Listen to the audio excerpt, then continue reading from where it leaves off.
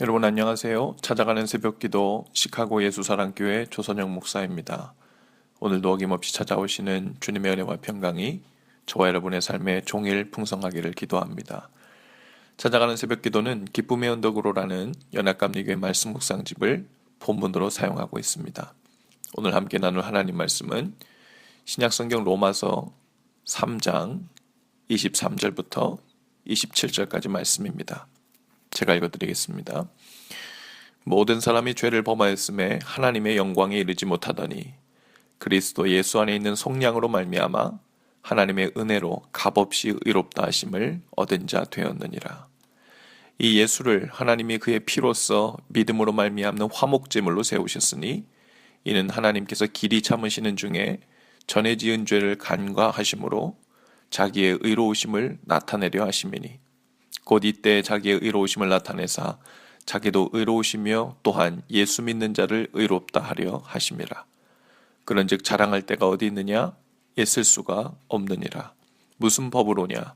행위로냐? 아니라 오직 믿음의 법으로니라. 그러므로 사람이 의롭다 하심을 얻는 것은 율법의 행위에 있지 않고 믿음으로 되는 줄 우리가 인정하노라. 아멘. 모든 사람이 죄를 범해서 하나님의 영광에 이르지 못했다고 했습니다. 아담과 하와가 마음으로 범죄하여 하나님과 같이 되려고 했을 때 이미 그들 중에는 두 가지 죄의 결과가 나타났습니다. 바로 영적인 죽음과 육적인 죽음이었어요.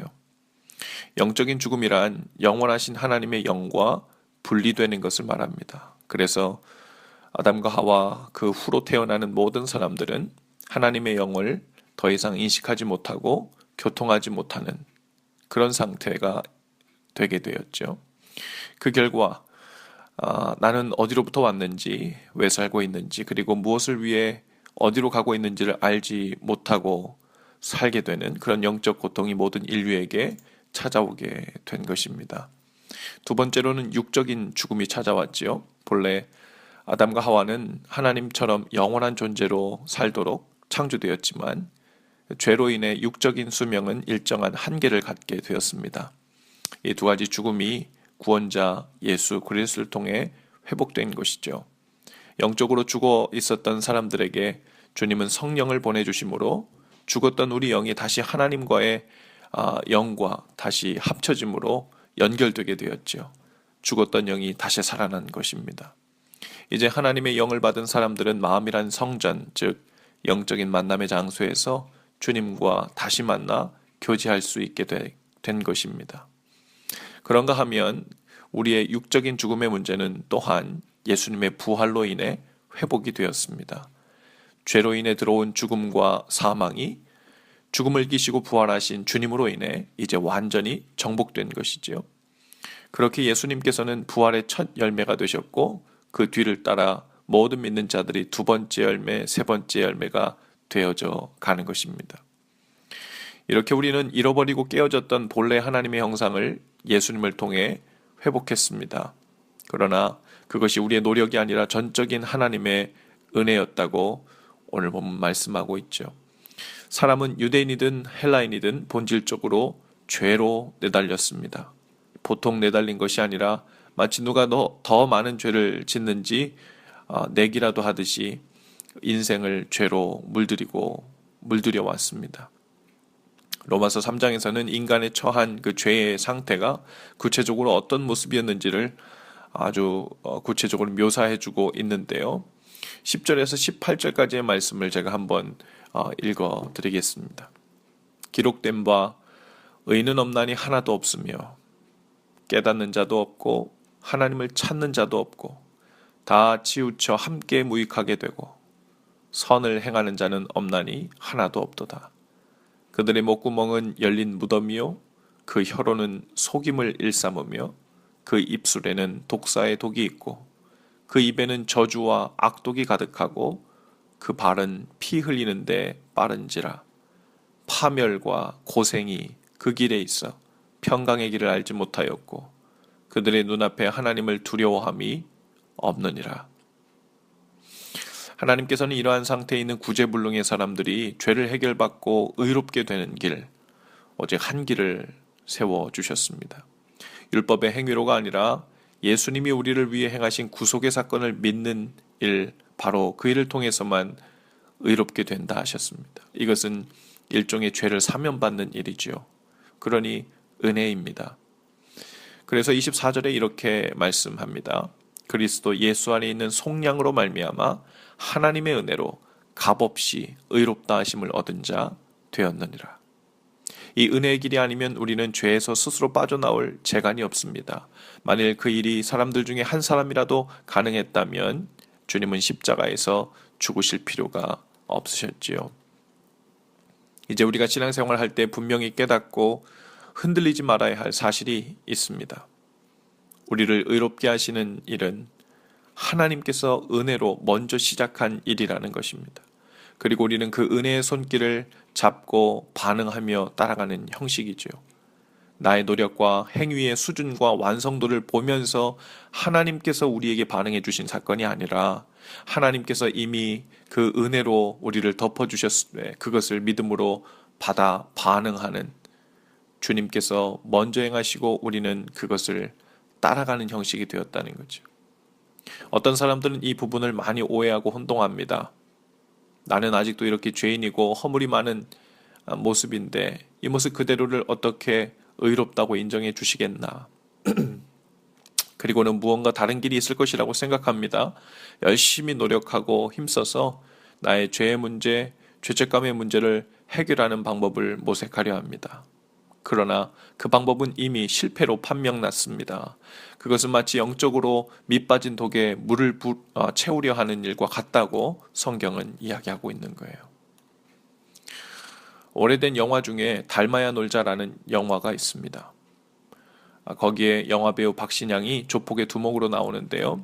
조직원들을 이끌고 경찰을 피해 산속으로 숨어들어 한 암자에 기거하게 됩니다.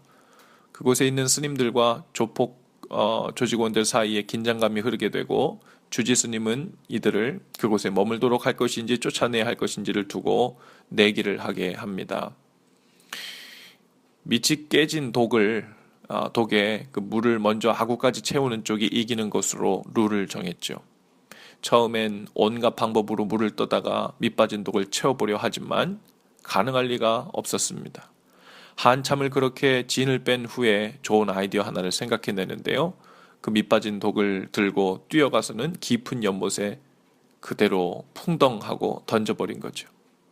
그러자 정말로 그 밑빠진 독에 물이 가득 차게 된 거예요. 하나님께서 우리에게 행하신 구원의 길, 의롭게 되는 길이 마치 이러한 것입니다. 모든 인간은 마치 밑빠진 독과 같이 죄로 인해 아무리 선한 행위와 의로움으로 그 속을 채워보려고 해도 채워지지 않습니다. 여러분, 죄라는 깨어진 곳을 막지 않는 한 방법이 없는 거예요. 그러나 인간은 그 죄를 스스로 해결할 능력이 없습니다.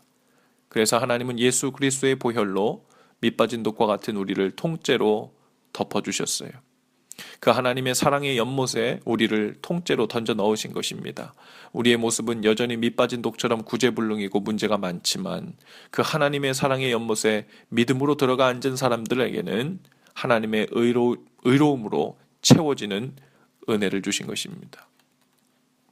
그러니 우리가 죄에게 실제적으로 해방되어 가는 과정이 이와 같아야 합니다. 언제쯤이면 주님이 내게도 모든 죄의 유혹을 이겨낼 수 있는 능력과 힘을 주실까를 하고 구하고 있다면 그런 날은 오지 않습니다. 불가능한 것을 구하는 거예요. 죄와 싸워 이겨보려고 그 죄에 집중하며 그 능력을 구하는 것, 그것은 가능하지 않습니다. 그 죄에 집중할수록 우리는 더더욱 그 죄와 뒤엉켜버립니다. 죄에 집중하는 대신 주님 사랑 안에 더욱 거하기를 집중해야 됩니다. 주님의 사랑이라는 연못에 밑빠진 우리의 영혼이 들어가 채워진 만큼 우리 속에 있는 죄와 어둠은 저절로 그 자리를 비키게 되는 방식입니다. 그러니 이제부터 우리가 죄에 넘어지는 원인을 바로 알아야 되는데요. 죄를 이길 수 있었는데 이기지 못하고 능력이 없어 죄의 유혹에 넘어간 것이 아니라 본래부터 우리는 죄를 이기지 못합니다. 그러나 죄를 짓는 것도 주님의 뜻이 아니에요. 이제 죄를 지었을 때 우리의 잘못은 주님의 사랑에 거하는 것에 실패한 것입니다. 주님의 그 은혜의 연못에서 방심하다가 밖으로 나오게 된 거예요. 그러면 자동으로 밑빠진 독에 있던 물들은 빠져나가게 돼 있죠. 주님의 은혜의 물로 내 속을 채워넣고 있는 일에 해이해지고 방심한 것입니다. 바로 그것이 잘못이고 죄가 되는 거예요. 그 결과는 너무나도 자명합니다. 우리 속에 주님의 은혜가 비게 되면 자동적으로 죄가 그 자리를 메우게 됩니다. 오늘도 주님의 은혜로만 우리가 의롭게 되었으며 또한 그 후로 우리가 죄에서 점점 떠나게 되는 일도 바로 우리로부터 시작하는 일이 아니라 주님의 은혜에 얼마나 깊이 머물고 있는가 하는 일에 달린 일임을 믿어야 합니다. 오늘도 주님의 은혜의 연못에 우리의 마음과 생각이 통째로 들어가는 그런 은혜가 있기를 바랍니다. 그 속에서 밑빠진 독처럼 구제불능이던 우리 자신이 오직 주님의 은혜 안에서만 소망이 있음을 발견하실 수 있기를 바랍니다. 오직 그 속에 주님 안에 거할 때에만 우리에게 소망이 있고 또한 주님의 은혜로 살 수 있습니다. 기도하십시다. 귀하신 주님, 밑빠진 독과 같은 우리를 부르셔서 주님의 은혜의 연못에 던져넣게 하신 그 은혜를 기억합니다. 이제 믿음으로 주님의 그 사랑을 믿고 그 은혜를 믿어 주님 안에 온전히 거하는 하나님, 그러한 일이 날마다 그리고 종일 우리의 삶에 있도록 인도해 주옵소서. 오직 그 방법으로만 우리는 의롭게 되며 우리의 속은 주님의 사랑으로 채워질 수 있음을 믿게 하옵소서. 오늘도 주님의 사랑 안에 온전히 거하여 주님과 교통하며 주님의 생각, 주님의 뜻으로 우리를 채워나가길 원하오니 은혜를 주시고 이끌어 주옵소서. 예수님의 이름으로 기도합니다. 아멘. 여러분, 오늘도 주님 사랑으로 파이팅 하시고요. 내일 아침 6시에 다시 찾아뵙겠습니다.